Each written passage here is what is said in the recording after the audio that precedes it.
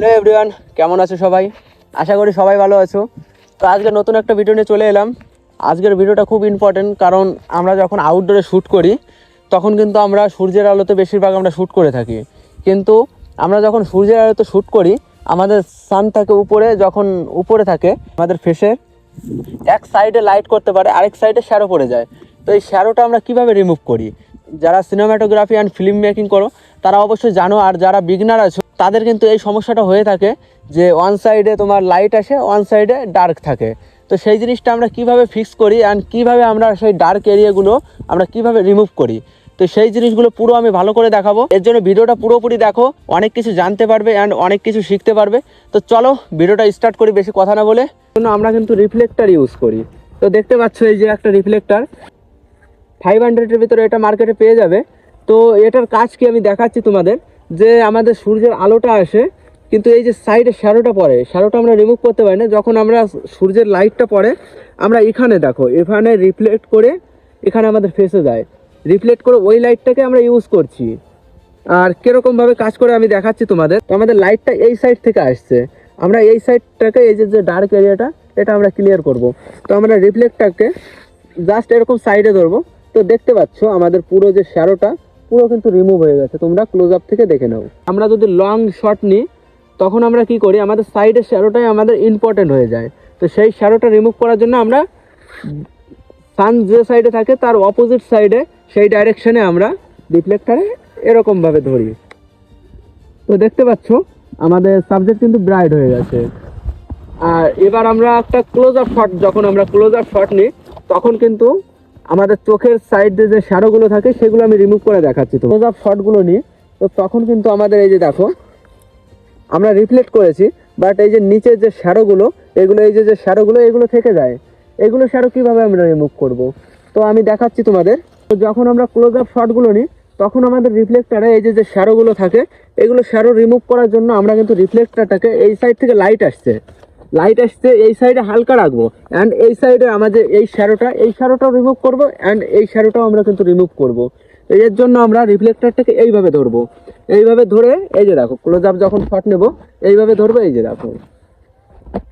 তো দেখতে পাচ্ছ আমাদের যে আমাদের নিচে যে শ্যাডোগুলো সেগুলো রিমুভ হয়ে গেছে। দেখতে পাচ্ছ এই যে শ্যাডোগুলো আসছে, এই শ্যাডোগুলো এই যে দেখো ক্লিয়ার, কোনো শ্যাডো নেই আমাদের সাবজেক্টে।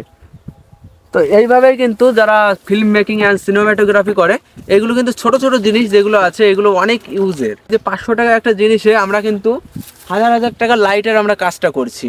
আউটডোরে যদি শ্যুট করো একটা রিফ্লেক্টর রাখার চেষ্টা করো, আরও নেক্সট লেভেলে তোমাদের সিনেমাটোগ্রাফিটাকে নিয়ে যাবে। এখানে আমরা কিন্তু ডে লাইটে আমরা হোয়াইটটা ইউজ করতে পারি। সানসেট যখন হয় তখন কিন্তু আমাদের যে ওয়েদারটা সেটা গোল্ডেন থাকে। তো আমার এখন তো আমি দুপুরবেলা শ্যুট করছি, যখন সানসেট হয় তখন যদি আমরা ইউজ করতাম তখন কিন্তু একটা গোল্ডেন একটা ইফেক্ট থাকতো। সেই ইফেক্টটাকে আমরা কিভাবে করতাম, তো দেখতে পাচ্ছ ওয়ান সাইডে সিলভার আছে অ্যান্ড ওয়ান সাইডে গোল্ড আছে। যখন তোমরা সানসেট হয়ে যাবে তখন আমাদের যে সানের যে লাইটের যে কালার আছে, কালার টোন অ্যান্ড এই গোল্ডেন টোনটা কিন্তু ম্যাচ করে। তো আমি তোমাদের দেখা, মিনিমাম এখন 1টা বাজে, 1টার সময় শ্যুট করছি, এই জন্য আমাদের হোয়াইটটাই এখন কাজে লাগে। আর আমি গোল্ডেনটা দেখাচ্ছি তোমাদের। সানসেট হয় তখন কিন্তু এই ধরনের কিন্তু কালারটা আসে, আমাদের এই যে বম টোন বলি আমরা।